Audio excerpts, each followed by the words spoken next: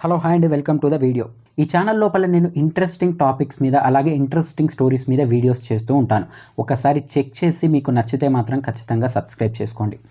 So యాక్చువల్గా America 1960 లోపల ఒక ఫ్లయింగ్ షిప్స్ అని చెప్పేసి ఒక కాన్సెప్ట్ తోటి అద్భుతమైన ఒక 4 షిప్స్ని తయారు చేసింది. ఇంచుమించుగా ఆ కాలంలోనే ఈ షిప్స్ తయారు చేయడానికి చాలా టైంని చాలా డబ్బును ఖర్చు చేసి మరీ చేసింది. బట్ కాకపోతే సక్సెస్ మాత్రం కాలేకపోయింది. అసలు ఆ ఫ్లయింగ్ షిప్స్ తయారు చేయడానికి కారణం ఏంటి, ఆ తర్వాత ఆ ఫ్లయింగ్ షిప్స్ ఏమయ్యాయి, ఆ ఫ్లయింగ్ షిప్స్లో ఉన్న టెక్నాలజీ ఏంటి, అది ఇప్పటికీ మనకు ఉపయోగపడుతుందా పడదా అన్న విషయాలన్నిటి గురించి కూడా ఈ వీడియోలో క్లియర్గా మాట్లాడుకుందాం. మనం ఈ వీడియోలో ఈ టాపిక్ గురించి మాట్లాడాలి అంటే కాలంలో వెనక్కి వెళ్ళాలి, అంటే 1960 ఆ ప్రాంతానికి వెళ్ళాలి. 1960 లోపల ప్రపంచం లోపల 2 వరల్డ్ వార్స్ అయిపోయాయి. తర్వాత ఏ దేశం కూడా థర్డ్ వరల్డ్ వార్లో ఇన్వాల్వ్ అవ్వాలి అన్న పాయింట్ ఆఫ్ వ్యూలో లేవు. బట్ ఈ 2 వరల్డ్ వార్స్ అయిపోయిన తర్వాత అమెరికా, రష్యా ఇవి రెండు మన ప్రపంచంలో సూపర్ పవర్స్ కాబట్టి ప్రతి విషయంలో కూడా అది చిన్న విషయం నుంచి పెద్ద విషయం వరకు, స్పేస్ అయినా సరే, టెక్నాలజీ అయినా సరే, మెడికల్ అయినా సరే, ప్రతి విషయంలో కూడా ఈ రెండు దేశాలు చాలా పోటీ పడి ముందుకు వెళ్తున్నాయి. అంటే ప్రపంచం లోపల మా దేశమే సూపర్ పవర్గా నిలబడాలి అని రష్యా అలాగే అమెరికా ఇవి రెండు దేశాలు ఒకటే పనిగా ప్రతి ఒక్క ఇండస్ట్రీలో చాలా స్ట్రగుల్ చేస్తున్నాయి. అటువంటి పాయింట్ ఆఫ్ వ్యూలా రష్యా దగ్గర ఉన్నటువంటి ఒక టెక్నాలజీ అనేది అమెరికా నేవీకి అస్సలు నచ్చలేదు.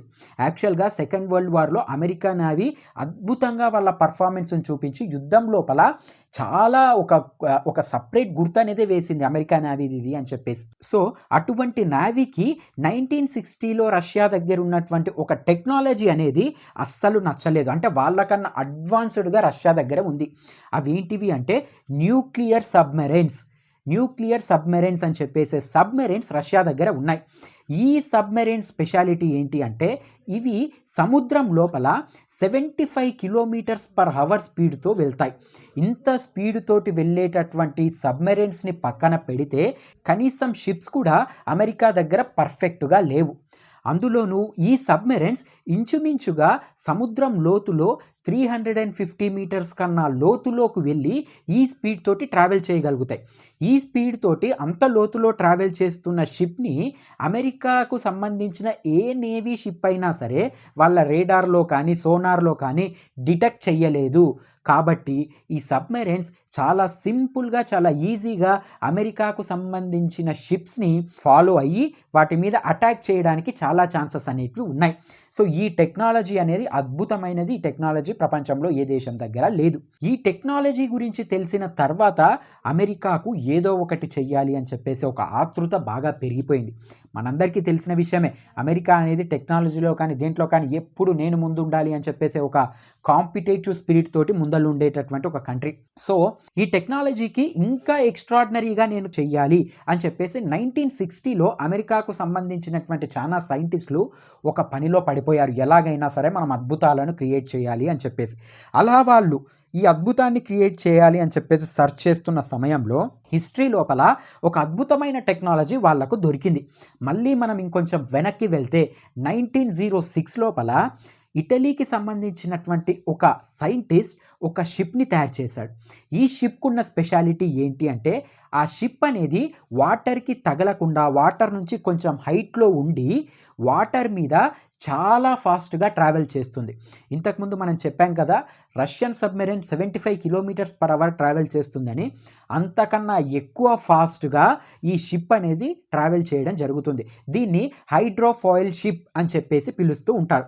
సింపుల్గా పిలవాలి అంటే ఫ్లయింగ్ షిప్, ఎందుకంటే అది వాటర్కి తగలదు, అలాగే చాలా ఫాస్ట్గా వెళ్తుంది కాబట్టి దీన్ని ఫ్లయింగ్ షిప్ అని అనేవారు. సో మనం ఈ వీడియోలో దీన్ని సింపుల్గా ఫ్లయింగ్ షిప్ అని చెప్పేసి మాట్లాడుకుంటూ ఎక్స్ప్లెయిన్ చేద్దాం. సో ఈ ఫ్లయింగ్ షిప్ని 1906లోనే ఇతడు ఆ సైంటిస్ట్ డిజైన్ చేశాడు, అక్కడ ప్రపోజల్ పెట్టాడు. ఈ షిప్ లోపల చాలా అడ్వాంటేజెస్ ఉన్నాయి. చాలా ఫాస్ట్గా వెళ్తుంది, చాలా ఎక్సలెంట్గా ఉంటుంది, వాటర్కి షిప్కి టచ్ అనేది ఉండదు. కొన్ని పోల్స్ ద్వారా కొన్ని వింగ్స్ని కొన్ని రింగ్స్ని సముద్రం లోపలికి లేదా వాటర్ లోపలికి పంపి ఆ వింగ్స్ కానీ ఆ రింగ్స్ కానీ, ఇప్పుడు సింపుల్గా చెప్పాలి అంటే హెలికాప్టర్కి పైన వింగ్స్ ఎలా ఉంటాయి అటువంటి వింగ్స్ అనేటివి కింద షిప్కి ఉంటే ఆ వింగ్స్ రొటేట్ అయ్యి వాటర్ ప్రెషర్ ద్వారా ఈ షిప్ని ముందరికి పుష్ చేస్తూ ఉంటాయి. ఇది అక్కడ ఉండే టెక్నాలజీ. సో ఈ టెక్నాలజీ ద్వారా మనము అద్భుతమైన షిప్స్ని క్రియేట్ చేద్దామని చెప్పేసి అమెరికా వాళ్ళు అనుకున్నారు. అనుకొని ఈ షిప్ మోడల్ని మొత్తం అనలైజ్ చేసినప్పుడు వాళ్ళకు వచ్చిన డ్రాబ్యాక్ అంటే నెగిటివ్ థింగ్ ఏంటి అంటే, ఈ షిప్స్ అనేటివి మ్యాక్సిమం లేక్స్ లోపల, పౌండ్స్ లోపల చాలా ఫాస్ట్గా ట్రావెల్ చేయగలుగుతాయి. కానీ సముద్రం లోపల మాత్రం ట్రావెల్ చేయడానికి అవకాశం లేదు అని చెప్పేసి. ఎందుకు అంటే చెరువుల లోపలికి వెళ్ళినా, నదుల లోపలికి వెళ్ళినా మ్యాక్సిమం ఉండే సిచ్యువేషన్ ఏంటంటే వాటర్ లోపల ఉండే మోషన్ అనేది చాలా తక్కువగా ఉంటాయి. అంటే వాటర్ అనేది చాలా ప్రశాంతంగా ఉంటుంది. బట్ సముద్రానికి వచ్చేసరికి వాటర్ లోపల మూమెంట్ అనేది చాలా ఎక్కువగా ఉంటుంది. అలలు అనేటివి చాలా ఎక్కువగా వస్తూ ఉంటాయి కదా, అటువంటి అలల లోపల ట్రావెల్ చేయడం అనేది దీనికి అసాధ్యం అని చెప్పేసి. సో వెంటనే సైంటిస్టులు అందరూ కలిసి దీన్ని మాడిఫై చేయాలని చెప్పేసి నిర్ణయించుకున్నారు. దాని లోపల ఉన్న డ్రాబ్యాక్స్ అన్నిటినీ చెక్ చేసి ఆ వీల్స్ ఏవైతే, స్టాండ్స్ ఏవైతే ఉన్నాయో అవి ఒక పారాబోలా షేప్లో ఉండేటివి. వాటిని స్ట్రైట్ షేప్గా పెట్టడం ద్వారా మనం అనుకున్న థింగ్ని అచీవ్ చేయగలుగుతాం అన్న విషయం వాళ్ళకి అర్థమైంది. సో ఆ వింగ్స్ని స్ట్రైట్గా మార్చారు. తర్వాత లోపల, అవుటర్లో, ఇన్నర్లో చాలా మోడిఫికేషన్స్ చేశారు. అలా చాలా మోడిఫికేషన్స్ చేసిన తర్వాత వాళ్ళకి ఐడియా వచ్చేసింది, ఈ షిప్స్ని మనం టెస్ట్ చేయొచ్చు అని చెప్పేసి. 1960 నుంచి వాళ్ళు కష్టపడి 1974 వరకు, అంటే ఇంచుమించుగా ఒక 14 ఇయర్స్ పాటు, ఇది అనేది చాలా లాంగ్ పీరియడ్. ఈ 14 ఇయర్స్ పాటు చాలా కష్టపడి, అలాగే చాలా ఖర్చు పెట్టి ఒక 4 ప్రోటోటైప్స్ ఇటువంటి షిప్స్ని డిజైన్ చేశారు. ఈ షిప్స్ని 4 ప్రోటోటైప్స్ డిజైన్ చేసిన తర్వాత వీటిని టెస్ట్ చేయడానికి అని చెప్పేసి సముద్రం లోపలికి వెళ్ళి టెస్ట్ చేశారు. వాళ్ళ టెస్ట్ ప్రకారం, వర్కౌట్ అయిన దాని ప్రకారం ఈ షిప్స్ అనేటివి 75 km/h కాదు, 91 km/h వరకు స్పీడ్తోనే వెళ్తూ ఉన్నాయి. అంటే రష్యన్ సబ్మెరైన్స్ కన్నా 16 km/h ఇంకా ఎక్కువ స్పీడ్. అలాగే ఈ షిప్స్ లోపల జెట్ ఇంజిన్స్ కనుక వాడితే 170 km/h స్పీడ్ వరకు కూడా వెళ్ళే ఛాన్సెస్ ఉన్నాయి అని చెప్పేసి వాళ్ళు ఒక కంక్లూజన్ ఇచ్చారు. సముద్రం లోపల వచ్చే అత్యంత ఘోరమైన అలల నుంచి, ఆ ప్రెషర్ నుంచి తట్టుకొని కూడా చాలా ఫాస్ట్గా ఇది ట్రావెల్ చేస్తుంది అని చెప్పేసి. ఇప్పుడు ఈ షిప్స్ యొక్క ముఖ్య ఉద్దేశం ఏమిటి అంటే, అంత ఫాస్ట్గా వస్తున్నటువంటి ఆ సబ్మెరైన్స్ని గుర్తుపట్టి వాటి మీదికి ఎప్పుడైనా రష్యా అటాక్ చేస్తే ఆ సబ్మెరైన్స్ మీదికి అంతకన్నా ఎక్కువ ఫాస్ట్గా వెళ్ళి ఈ ఫ్లయింగ్ బోట్స్ అనేటివి అటాక్ చేయాలి అనేది అమెరికా ప్లాన్. కాకపోతే వాళ్ళు ఇంత అద్భుతంగా దీన్ని డిజైన్ చేసి ఈ ప్రపంచం ముందరికి తీసుకొచ్చి, ప్రపంచంలోనే మేమే చాలా గొప్ప, ఇటువంటి అద్భుతమైన క్రియేషన్ని మేమే చేశాం అని చెప్పుకోవడానికన్నా ముందే, అంటే 1974, 1970s ఆ ప్రాంతంలోనే జరిగిన ఇంకొక ట్రాజెడీ థింగ్ ఏంటి అంటే, అప్పటికే ఒక కొత్త టెక్నాలజీ అనేది వచ్చింది.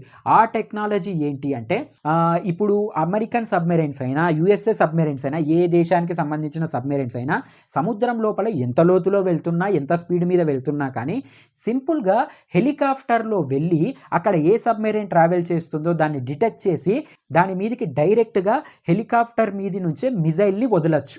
ఈ టెక్నాలజీ అనేది 1970s తర్వాత బాగా పాపులర్ అయిపోయి వచ్చేసింది. సో ఈ టెక్నాలజీ వచ్చిన తర్వాత అమెరికా ఇన్వెంట్ చేసిన ఈ ఫ్లయింగ్ బోట్స్ టెక్నాలజీ అనేది దానితో పోలిస్తే చాలా చీప్, అలాగే చాలా తక్కువ అన్నట్టుగా అనిపించింది. సో అమెరికా ఈ టెక్నాలజీని ఎక్కువగా పాపులర్ చేసి వైడ్గా స్ప్రెడ్ చేయాలని అనుకోలేదు. ఎందుకంటే దీనికన్నా అద్భుతంగా ఆ హెలికాప్టర్ టెక్నాలజీ అనేది ఉంది. దాని ద్వారా దీనికన్నా అద్భుతంగా అవతలి వాళ్ళతోనే మనం ఫైట్ చేయడానికి వస్తుంది. సో ఈ డ్రాబ్యాక్స్ అన్నీ ఉండటం వల్ల అమెరికా అనేది ఈ టెక్నాలజీని ప్రపంచానికి క్రియేట్ చేసి నేను పెద్ద గొప్ప అని చూపించలేకపోయింది. బట్ కాకపోతే ఎలాగో వాళ్ళు ఆల్రెడీ చాలా ఖర్చు చేసి ఒక 4 ప్రోటోటైప్స్ బోట్స్ని తయారు చేశారు కాబట్టి ఆ బోట్స్ ద్వారా ఏదన్నా ఒకటి చేస్తేనే ఈ ప్రపంచానికి మనం ఏదో కొద్దిగా చూపించినట్టు అవుతాం, లేదంటే వాల్యూ లేనట్టు అవుతుంది అన్న ఒక ఉద్దేశంతో వాటిని పెట్రోలింగ్ బోట్స్ లాగా అమెరికాకు సంబంధించిన బీచ్లలో యూజ్ చేయడం జరిగింది.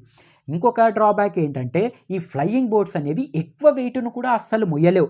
చాలా తక్కువ వెయిట్తో ఉంటేనే ఎక్కువ స్పీడ్ ట్రావెల్ చేయగలుగుతాయి.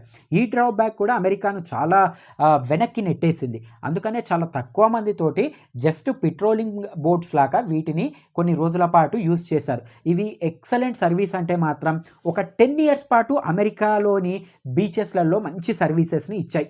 బట్ ఆ తర్వాత ఇంచుమించుగా 1990 తర్వాత కరెక్ట్‌గా మనం అనాలిసిస్ చేస్తే ఒక 1994 ఆ ప్రాంతం లోపల ఈ బోట్స్‌ని పూర్తిగా అక్కడి గవర్నమెంట్ అబాలిష్ చేసేసి అక్కడ ఎక్కడ కూడా వీటిని వాడకుండా దాన్ని స్టాప్ చేయడం జరిగింది.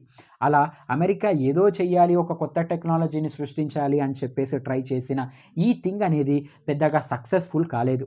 సో, మీకు ఈ వీడియో నచ్చితే కనుక ఖచ్చితంగా లైక్ చేసుకొని, సబ్స్క్రైబ్ చేసి ఒక మంచి కామెంట్ చేయండి. ఇలాగే ఇంట్రెస్టింగ్ వీడియోస్ మీకు వినడానికి ఇంట్రెస్ట్ ఉన్న, ఇలాంటి ఇంట్రెస్టింగ్ టాపిక్స్ తెలుసుకోవాలనున్న ఛానల్‌ని సబ్స్క్రైబ్ చేసుకొని ఎంకరేజ్ చేయండి.